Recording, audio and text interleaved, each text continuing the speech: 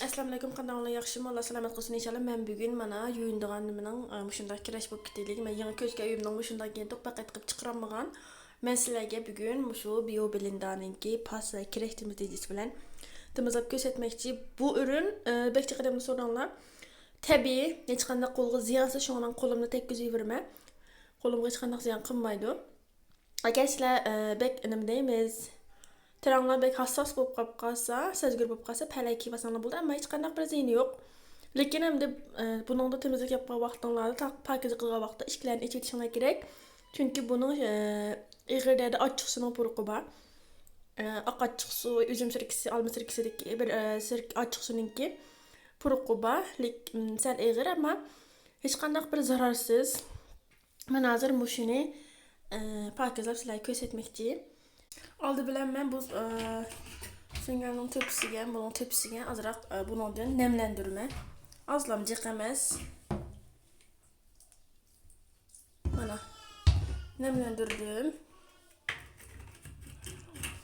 Maşına bilen sürtme. Bana.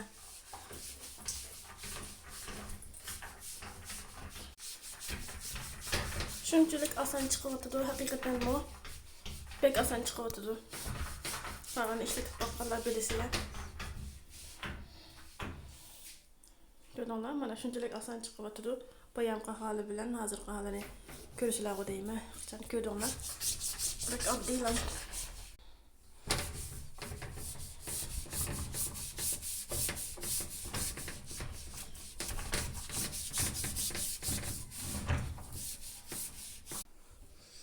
Müşahidet köydüğünler bir qatar hem de eğitip etsek quruq bez bilen. Yoki su tutup anadaki qurutup etsek buludu. Bayamqa hali mana hazırqa hali hakikaten ünümü yaxshi. Köydüğünler hem de mikrofiber bez bilen yoki qanday bir bez bo'lib qolib qolsa, şunun bilen bir qatar eğitip etsanglar. Ko'ralaysizlar farqini.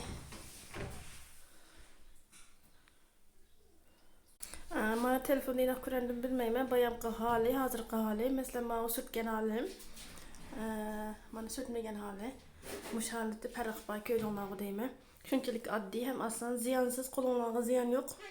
Sürtelaysizlar. Men ham deyim ayarlarni qo'limda pakiz bir lüngüden eğitib etdim. Selamaslar şunçalik yaxshi chiqib baqiraqchidi. Mana bu yerimi köydüğünler hakikaten yangi olgan deklam chiqdi. Bek benim yaxshi inimi bor. Sinap baksanlar buldu inşallah. Anandikin bu sopun bilen sizler çiniqish arlarını, anandikin aşxanalardaki mermer üstünü tazlap aşxanamadaki aşında udburnedeki qanday kireçlerini tazlay alaysizlar. Hakikaten bir yaxshi, ziyansız. Bu şey sinap baksanlar buldu inşallah. Eğer setebilişini xalaydiganlar bolsa, men a'za buluş adresini altına qo'yib qo'ymuş yerden kirip a'za bulup TC numara sormaydı zaten. A'za buluş arqali şu torbetten setib alsanglar, a'za bahada setib alaysizlar. Hatta bazen bir nasib bir hediyelik faaliyetlerden foydalanaysizlar.